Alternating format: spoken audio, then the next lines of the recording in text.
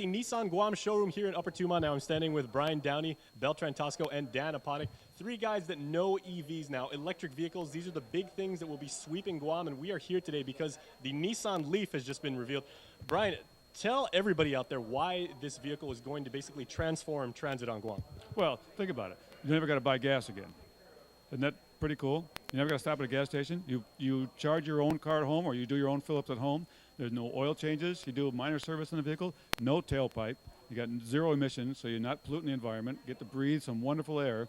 You know, we're trying to minimize our reliance on foreign oil, fossil fuels, and nothing against big oil, but this is really the future. This is a groundbreaking vehicle, and you're going to see a lot more of these vehicles coming out in the future. And again, guys, technologically, there's been so much said in recent years about vehicles running on hybrid engines that are, part petroleum and part electric. These cars are 100% running off a battery. So explain kind of the technology behind the car and, how it allows people to go and how far they can go on a full charge. Okay, one of the biggest technologies was the improvement in the lithium battery that they're using, the lithium-ion battery. The technologies that are surrounding that battery also create the range improvements, because a lot of customers before were really concerned about how far will I go on a full charge. With these technologies nowadays available, the car has a great range, and it's a fun drive. It's a fun drive. And what is the range on a full charge? We've been doing our testing, and we've gotten an average between 70 to 75 miles off of a full charge. And that's with aircon, yeah. So that's running aircon, radio, DVD player. Yes. Right. So typical Guam driving. Yes. Okay, now speaking of Guam driving, Dan, we have something here that even though, we have our little municipalities and our villages, Guam's known for its city driving because if you go between Tumon and Agana, everything's stop and go. How does regenerative braking factor into that, and is that actually better for the battery? Well, regenerative braking will give you some additional chances to charge the battery when you're away from your power outlet or when you're away from home.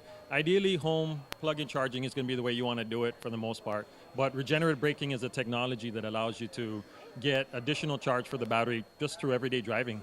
And as you know, on Guam, there's a lot of stop-and-go driving, as you said. So just extra chance to charge the battery while you're out there. Okay, so if you can, go ahead and grab the charger, and we'll talk to Bell about this. So is this like a cell phone battery where, like you drain the battery all the way and then you have to hook it up to a home system? And do you have to have special gear wired into the home to actually charge your battery? Yeah, typically, all of our cars, the EV cars, will come with our standard 110 charger, which is this right here. I'm not sure if I can. I'm loving the bubble wrap, by the way. Yeah, get this on the camera. As you can see, the charging inlet is just a regular 110 outlet. The same thing you plug your VCR, or do we still have VCR? DVD players, DVD players, flat screen TVs. They're all off the same plug. On the other end, you would see the charging port. We can take this trigger gun, and it'll go straight into the charging port available on the vehicle. And we'll see it in just a few seconds here. The little orange one that's marked here has a matching port here. You don't have to have any safety gear or anything like that. The charger itself is made out of plastic, so it's insulated. Also, the current that this particular charger uses is very minimal. It's just the same thing like running off of a TV or and to be safe, this is proprietary hardware available from Nissan. You can't pick this up anywhere, can you? No, actually it's not. These are standardized. Though this comes with a car, these are standardized equipment. This charging port is standard, so they have actually these chargers. There's several of them available on the market, but they are a standardized plug, so it'll work with, just about any fully EV vehicle will also use the same style plug. Yeah. Just this portion right here, which is the charging brain, is for Nissan. So this part is Nissan. If you were to buy a universal charger, this portion would be the same. Okay. Now, Brian, do I need to have you guys come out and do like a site inspection of my home or my house? Do I need to have like special equipment already or certain type of wiring prior to me getting a car? Well, if you have a dryer in your electric dryer in your home, then chances are you can get a charger installed in your home. You need to have the 240 volt charger installed in your home. So yeah, there'll be somebody come out and he'll do an assessment on your location, and they'll verify that the wires are where they need to be and that they can tap into this, and then we have to figure out what's the best location, undercover or in cover or out in the elements. Usually going to want one in the garage or your carport or whatever you install it, but obviously where you park your car when you pull in at night and plug it in and you're done. It's been a while, and knock on wood or knock on carbon fiber. And we haven't had a major typhoon here in a while. In the inevitable case when Guam has a typhoon and we're out of power for maybe like a couple weeks and everything, and I need to charge my Nissan Leaf off of my home generator and everything, what's the draw on the generator as opposed to like the normal TV, air conditioning system and everything? And do I have to have a separate generator just for my car? Now, our 110 charger that comes with the vehicle, it is a very minimal draw. It's similar to having an iron-on maybe, or something small, where it's just a real fast, slow charge. So you're not going to end up draining out your generator or pulling extra load where the gas consumption goes really, really poor with the generator. You'll be able to charge your car. So if I'm running off a generator because we have no power, I could be charging my Leaf and I could still be playing Xbox?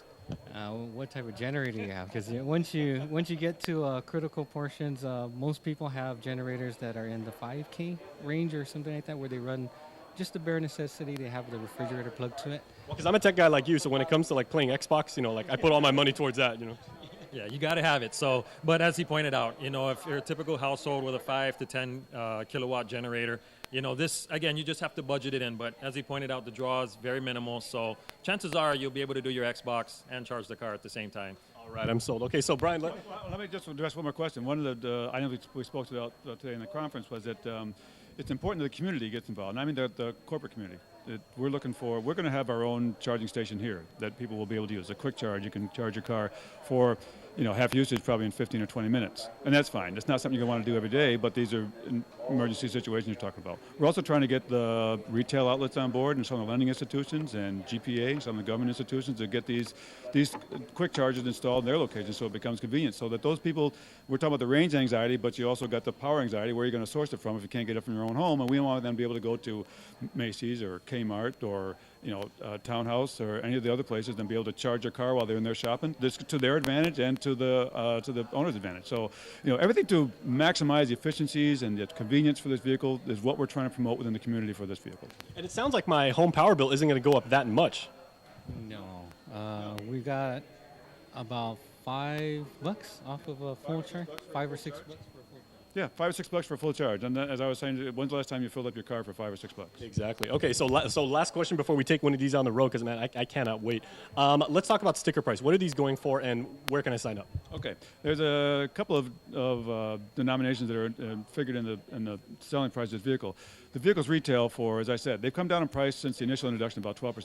The vehicle itself, with this accessory called the quick charge port, is just a little bit over $31,000. Now, in addition to that, you're going to need a home charging store, 240 volts. We have the 7.2 kilowatt charger installed in your home. That's about another $1,400. Now, at the end of the year, when you're filing your tax forms, right, you get to deduct $7,500 plus for the car itself and $1,000 for the charger. So $8,500 to get a tax credit. So that means if you, at the end of the year, owe $5,000 in taxes, you take away $8,500 from that, means the government owes you $3,500. So you could be driving this 100% electric Leaf on the road with a home installed charger for less than $25,000. Very nice. Yeah. Very impressive. Okay, man, let's go take one of these on the road, man. I can't wait. Okay, so everybody make sure to come on down to the Nissan Guam showroom here in Upper Tumon. Check out one of the Nissan Leafs. These are absolutely amazing vehicles. If you're a tech person, this is basically Mecca. You have to come out here at least once in your lifetime. Come out here, take one of these for a test drive. The guys in Nissan will be happy to help you, and you will not be disappointed. Okay, we are going to go to commercial break, and we're going to go hit the road. So we'll see you on the flip side of this break. Stay tuned.